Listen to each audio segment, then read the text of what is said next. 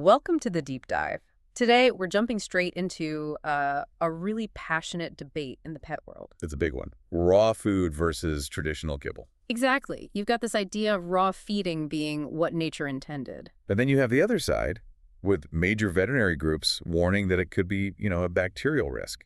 A big one, considering 50 million dogs in the U.S. eat cooked kibble. So, our mission today is to cut through the marketing noise. We're focusing on one popular service: we feed raw. Right. We want to look past the promises and actually investigate their safety, their claims, and figure out if it's really worth the price. Okay, so let's start with the product itself. What are you actually getting in the box? You're getting pre-portioned frozen meals. It's a mix of muscle meat, organs, and finely ground bone. So it's convenient, but it's not cheap. No, not at all.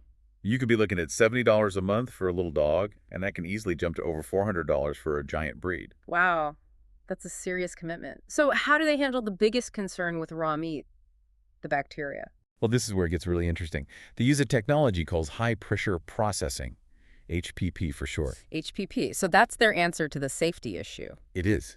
It's their safety shield. Instead of heat, they take the sealed food packages and hit them with an incredible amount of pressure. How much are we talking about? 87,000 pounds per square inch. They use cold water to do it for about 3 minutes. And that kills the bacteria. It does. Studies show it eliminates 99.999% of the bad stuff.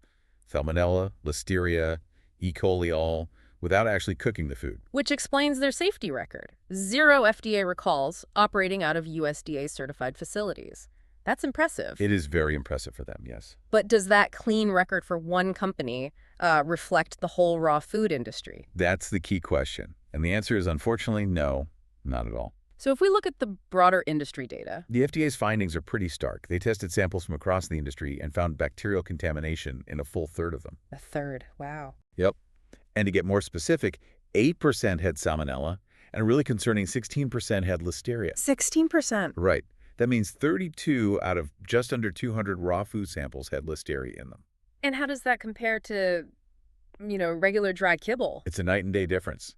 Yeah. Across hundreds of kibble samples, they found only 1 case of salmonella and 0 listeria. 0. 0.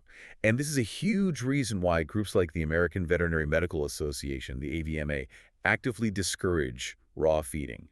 The risk is just. Yeah. It's documented. But then you have the anecdotes. I mean, this is what people talk about. They see the results, the shinier coats, the better digestion. It's powerful. It's incredibly powerful. It's a compelling story. Yeah. But when you dig into the actual peer-reviewed studies, they all say the same thing. Which is? That there is, and I'm quoting here, no solid scientific evidence that raw diets provide benefits that a complete and balanced cooked diet doesn't. So what about the shiny coat thing? That seems to be real for a lot of people. It likely is real, but it's probably not because the food is raw. It's most likely due to the high fat content in these diets. You'd probably get the same result from a high-fat cooked food. Okay, so let's boil this all down for you. With a company like We Feed Raw, You're getting one of the safest options available. They're using that HPP technology to manage the risk. but it exists within a category that, as a whole, is documented to be risky. Precisely. You're paying a huge premium for that safety buffer and for benefits that are, mostly supported by anecdotes, not by long-term science. And I think this is the most critical takeaway for you. The risk isn't just about your dog getting sick. No, absolutely not. The real documented danger is cross-contamination to people in the house. Especially vulnerable people. Exactly. Immunocompromised family members, young kids, the elderly, handling the food, the bowls, even getting a lick from the dog.